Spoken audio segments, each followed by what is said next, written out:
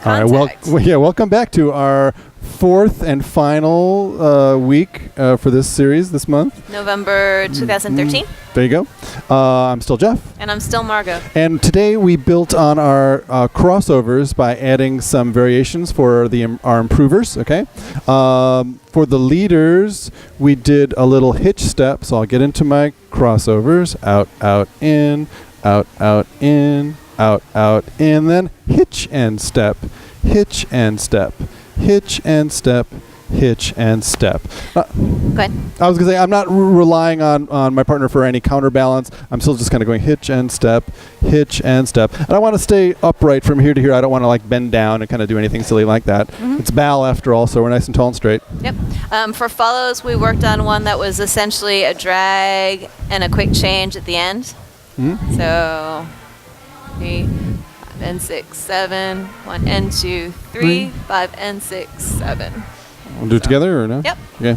So we'll just get into it. 1, 2, 3, 5, 6, 7. Do. Look at that drag. Ba-dum boom. Ba-dum boom. Yep. And then we did a variation that we could both do. By the way, these were just variations. They're not led, so you can do them on your own. Mm-hmm. We did a little kickball change, and we were doing them both with our left feet. So we were going 1, 2, 3, 5, 6, 7. Leaders were going 1 and 2, 3, 5 and 6, 7. 1 and 2, 3, 5 and 6, 7. 1 and 2, 3, 5 and 6, 7. 1 and 2. Oh yeah, we'll give the back view. 5 and 6, 7. 1 and 2, 3. 5 and 6, 7. 1 and 2, 3. Now the key thing here was that we were still bringing our feet back for the out of our outs and ins. Okay, so it was a kick, ball, change, step. Yeah. All right. Then we what do we do next? Our come around. Yeah. So we took the crossover footwork, the out, in, and pivot, out, in, and pivot, and we continued to go to the left or clockwise. Out, in, in.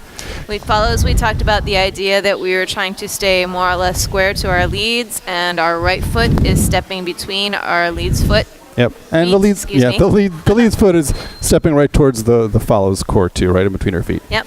We also talked a little bit about the idea of using that down hold step to do a big chunk of that turn, so we get a nice round, smooth feeling on the rotation. Yes.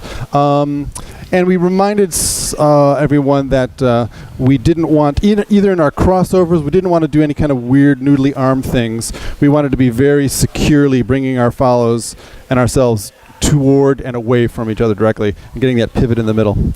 Then we added a turn to our come around. 1, 2, 3, 5, 6, 7, 8. 1, 2, 3, 5, 6. Do it again. 1, 2, 3, 5, 6, 7, 8. 1, 2, 3. So I'm accentuating the counting of 6 because that's when I give a little bit of invitation to come forward, and then this hand simply glides slowly over my partner's head, giving a little guidance, but I'm not stirring at all or leading with that hand. Mm-hmm. Follows, we talked about the idea of trying to maintain that rotational movement and avoid reconnecting with our leads at a side step. That'll help make sure that we actually come back to them straight on, if at all possible.